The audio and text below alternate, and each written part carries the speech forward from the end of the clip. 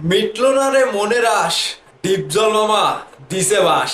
শাকিব খানকে নিয়ে যারা মিথ্যাচার করেছিলে, বলেছিলে শাকিব খানের সিনেমা ফ্লপ গেছে, শাকিব খান সিনেমা করতে জানে না, প্রিন্স সিনেমা নিয়ে নানান বানান তানান রকম রটনা রটাইলে, ঠিক ওই সকল হেটার্সদেরকে এবং প্রিন্স সিনেমার পরিচালককে নিয়ে যেভাবে পরিচালক ডিপজল কিংবা প্রযোজক ডিপজল যেভাবে বাঁশটা দিয়েছে রে ভাই, এই বাঁশের এই বাঁশের ব্যথাটা সামাল দেওয়া কিন্তু কঠিন।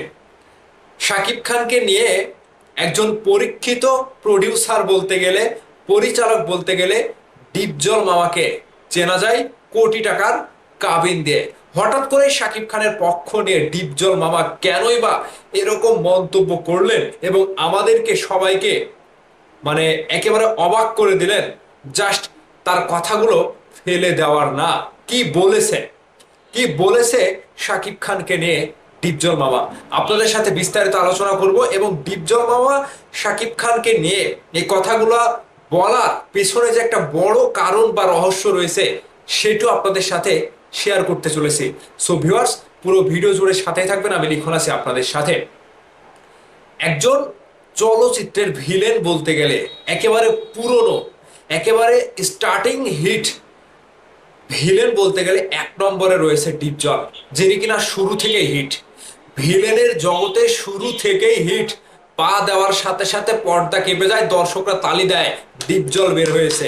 সেই ডিপজল একজন পরীক্ষিত ভিলেন, আর সেই পরীক্ষিত মানুষ নিজের চোখে শুরু থেকে শাকিব খানের ক্যারিয়ারটা দেখে এসেছে, যে শাকিব খান কোত্থেকে কিভাবে জন্ম নিয়েছে এবং শাকিব খানের ক্যারিয়ারে শাকিব খান কেমন অভিনয় করে। বারংবার তিনি পরীক্ষিত শাকিব খানকে দিয়ে। তারই একটি ব্যাপারে তিনি এবার বলেছেন যে একটা সিনেমা যদি ফ্লপ যায় কিংবা একটা সিনেমা যদি খারাপ ব্যবসা দেয়, সেখানে নায়কের কোনো দোষ নাই, নায়কের কোনো দোষ থাকে না। কারণ নায়ক, একটা নায়ক পরীক্ষিত নায়ক, একটা নায়ক 100 150 200 500 সিনেমা করার পরে এরকম হিট সিনেমা কিংবা বড় বড় সিনেমায় পা দেয়, সেই সিনেমা একটা কম ব্যবসা দিতেই পারে। কিন্তু এখানে নায়কের কোনো দোষারোপ নায়ককে কোনো দোষারোপ করা যাবে না, কারণ এখানে নায়কের কোনো দোষী থাকে না।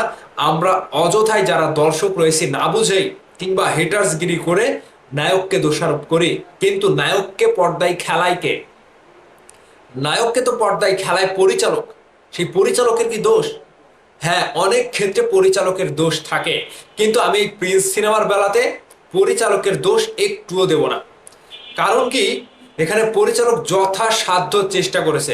ডিপজল মামার কথা ঠিক আছে যে পরিচালক একটা নায়ককে খেলায় পর্দায়, গল্পে পর্দায় নায়ককে নিয়ে ঘুরে বেড়ায়, কিন্তু এখানে প্রিন্সের বেলাতে পরিচালকের কোনো দোষ দেব না। এবং শাকিব খান যে অভিনয়টা দিয়েছে, নিজের ভেতরে যা কিছু রয়েছিল সব কিছু তিনি ঢেলে দিয়েছে।